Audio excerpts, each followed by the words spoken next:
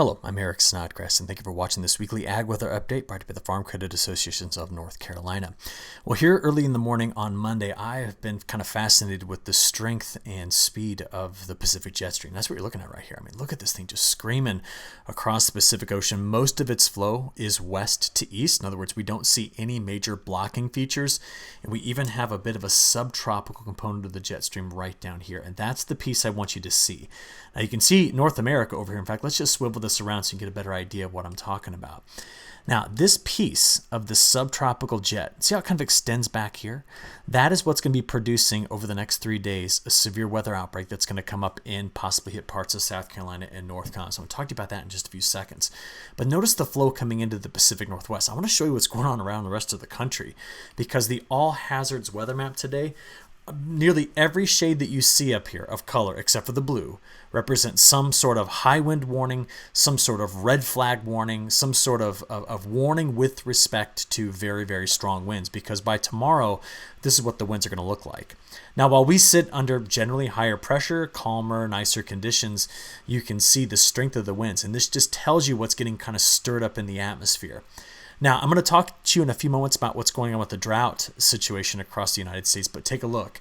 This is one of my favorite resources. It comes from the Storm Prediction Center, and it's a map showing us each day through the next 8 days where there is risk of drought. And so today it's really here in the high plains, and it's pretty nasty across this area. And then you can see as we just kind of look forward, going out here, day 3 through 8, all of this area is still under the risk of major wildfire. What do we have on our kind of radar? What are we going to be watching? Well, today, the severe weather is coming through the lower Mississippi River Valley, eventually by this evening. And then tomorrow, it moves here. So at this point in South Carolina, we've got not only a slight risk, but an enhanced risk pretty far to the south. Now, this is from our first system that's going to start in Texas and then move quickly here.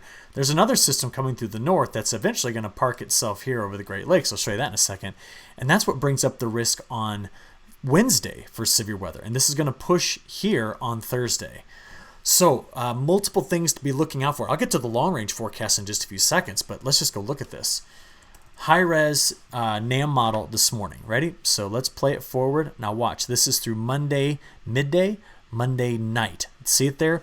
There's a low that's kind of weakly curling itself up here. It's almost disappeared, but it's leaving a front, and that front on the southern side of it is where we're going to be watching the storms. So we get away much of the day without much worry about precipitation, but we're watching this right here. As we play through the overnight hours on Monday, getting into Tuesday morning, Tuesday afternoon, and evening. This is now 3 p.m. Tuesday, ready? Through the evening. That's when we have the chance of rain pushing through our area. So this is coming through pretty quick here, and as it does so, it's going to increase the risk of severe storms to the south, general risk of thunderstorms farther to the north. So that's round number 1. So that pushes through. It's now overnight on Tuesday night. See the next low I was telling you about? It's coming here. It's going toward the Great Lakes by the time we get out to Wednesday. That's the next front you're going to have to watch right there coming toward us later on this week. So let's pick up with where this one's going to leave off with the European model. So here we are, Tuesday night. There's the storms rolling through. As we go through the day on Wednesday, see the next front coming through behind it? That's Wednesday, slicing through our neighborhood on Thursday. That will increase the risk of strong to severe storms Thursday afternoon, possibly getting into the evening, actually the whole of the day on Thursday. And then after that goes through, we have this very pesky, large upper level low that's just going to sit here and spin. And I'll show you what that does to the temperatures in just a few moments. But it increases our chances for seeing some scattered precip later on in the week. Okay, that blows out of the way. And what we have on Sunday going into Monday, big area of high pressure builds back in. But it's all setting up the next system that's taking place right here. Now, we get away early next week without too much trouble. But you see this next system forming on Monday, Tuesday, Wednesday of next week? That's the one I'm going to watch out for. Long front, it's going to come toward our direction, probably hit us later in the week. So it's active. That's why I started with this. The jet stream coming across the Pacific is just amped up and it is moving. So let's get some numbers on this. Total precip. So you know that we get through Monday and a little bit on Tuesday without precip. Then it moves in Tuesday afternoon and evening. By the time the first round comes through, we're going to have some places that are going to pick up over an inch of precip. That's what you can see right here. Now, the second round is taking shape on Wednesday and increases the storm threat on Thursday. See that? So we could possibly add in some locations quite a bit more. Now, under some of these storms, to pick up 2+ inches of rain is definitely in the cards. But generally speaking, when you look over the next 5 days or so across, much of North Carolina, we're looking at a 1/2 inch to 1.5 inches of precip with some locally heavier amounts. And don't forget, we're going to go through a drier time period at the end of the week. But look at the end of this. See it? I'm telling you, look over here. There's another system that's coming through, and this pattern's not really slowing down too much. So out there into week 2, that's when the next system comes rolling through. We have a drier time period until it gets here. Like, that's next Wednesday, next Thursday. But when you stitch together the next 15 days, look at this map. This map shows you the probability of getting 2 inches of rain in the next 15 days. And much of North Carolina is sitting in that 50 to 70% range. Now, why is this all important? It's important to see how far to the east the rain makes it. It's important to see where we had drought, because since the start of the year, the eastern climate zones here have been a bit drier than the central. And if you look around the rest of the country, we still have major drought issues that are here on the upper Missouri River Valley. That's an area that's going to get clobbered by that next system. It's very dry into Texas, and we have fire risk along this whole area for the next several days. And just to let you know, California is having its driest start to any year since we've been keeping records going back to 1893. Same thing for southern Oregon, getting all the way down here through Nevada, Utah, and Arizona. So this drought situation in the west is terrible. Latest drought monitor really reflects that. Now the question is, are we going to eat away at the drought you see right in through here with the next few systems? And I say the answer to that is yes. In fact, what I'm concerned about is what's really happening with the overall picture. So let's talk about that bigger picture now, stretch this forecast out. We've seen over the last month warmer water showing up here. Now, when warm water begins to return, that tends to be the end of a La Nina and the beginning of an El Nino. That's what I'm watching. But there's been quite a bit of cold water that keeps upwelling because throughout the month of March, we got these really strong trade winds again. Now, what are those trade winds doing now? Because we expected this to fade in spring, despite what the U.S. model showed. Remember, I talked about that a couple weeks ago. We still expect this La Nina to fade. So what do we have? This. Strong trade winds through about April 13th, 14th. See that? And then after you get past mid-month, it falls apart. Now, what does all that mean? I understand that can be a bit of a, like, okay, Eric, these graphics have a lot of interesting colors. What are you interpreting out of this? La Ninas form when there's lots of blues and greens right here. And they strengthen when there's lots of blues and greens here. If we don't see that, that means that the trade winds are no longer behaving in a La Nina type fashion. And it allows the MJO to move. Now, what's the MJO? The MJO just moves somewhere here from phase 1 throughout phase 8. And it spent most of March here, right where the easterly winds are meeting the westerlies. There's some hints that it could break out. And if it breaks out, it comes out of the middle here and comes out into phases 6, 7, and 8, this is what that tends to mean. The jet stream pattern, blues troughs, warmer colors ridges, tend to focus more April troughs into the west with some sense of ridging here. And what's the interpretation? Systems come in, eject off the mountains, and run to that ridge. And they just drag fronts that increase severe weather threat from the mid-south to the east coast. And that's why the new long-range forecasts for the month of mid-April to mid-May, that 30-day time period, mid-April to mid-May, continue to keep pretty much the Mississippi River Basin through the Ohio River Valley over to the east coast all the way up into New England wet. This means tight windows.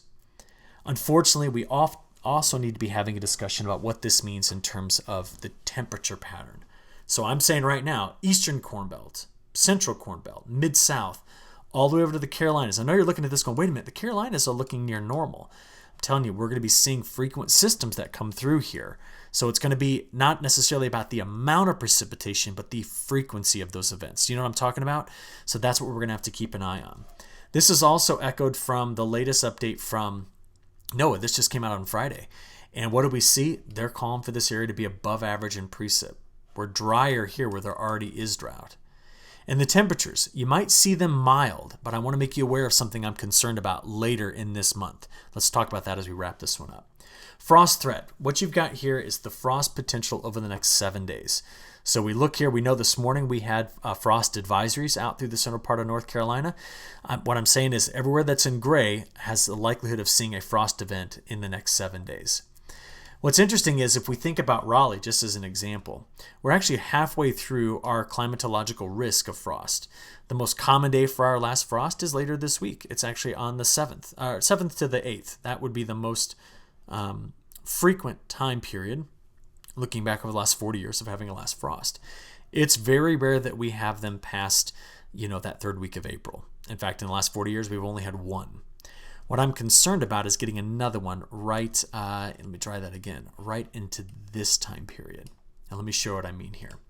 Over the next 7 days, watch these temperatures. Here's Monday's highs, getting into Tuesday and Wednesday. So mild to start the week, but you know what's going on here. This is the setup for the next system that rolls through. Here it is. This is our chance of storms on Thursday. Look at the cold air behind it. So that's Friday. And this gets into Saturday. So see, that's the cold air that's bringing in the risk of frost, especially as you go west. But you can tell the pattern's open and moving because there's already a bunch of warm air behind it. But this means Saturday into Sunday is going to be a cool weekend for us. Now, watch this. Going out there day 5 through 10, this is encapsulating that cold weekend. But see this? The pattern's going to make this shift. And that shift's going to bring in a lot of volatility. And what I'm concerned about is the extent of some cold air getting let out here. I'm really talking about April, 18th, 19th, 20th, somewhere in that vicinity, of getting another risk of bringing in some frosty temperatures across North Carolina. So I want you to be aware of it. I'm not predicting that it's exactly going to happen, but it's starting to show up as a risk. So please stay tuned and keep an eye on these temperature forecasts going forward, because I don't think we're fully out of the frost risk area just yet for North Carolina.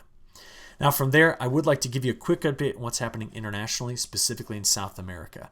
We grow almost all of our safrinha corn right in through here. 50% of it is in the state of Mato Grosso.